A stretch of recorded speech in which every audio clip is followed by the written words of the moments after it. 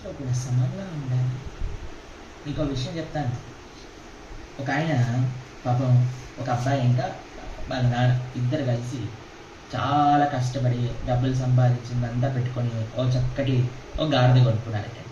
సరే అని ఏం చేశారట, వీళ్ళ నాన్నగారు అన్నారట పిల్లవాడితో, నాన్న నువ్వు కూర్చో గాడిద పైన, నేను నడుస్తాను అని తీసుకెళ్తుంటే, చూసావా ఈ పిల్లవాడికి ఎంత గర్వము, నాన్న కింద నడుస్తుంటే వీడు గాడిద పైన కూర్చున్నాడు అని అన్నాడు.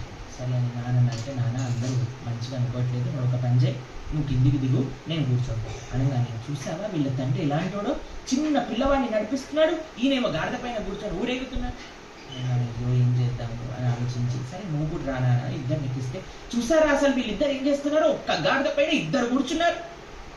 అయితే ఇప్పుడు ఏం చేయాలి బాబు, అందరూ నిందిస్తున్నారు. ఏం చేశారు తెలుసా అండి, ఈ తండ్రి ఇంకా వాళ్ళ పిల్లవాడు కలిసి గాడిదని భుజాల పైన వేసుకున్నారు.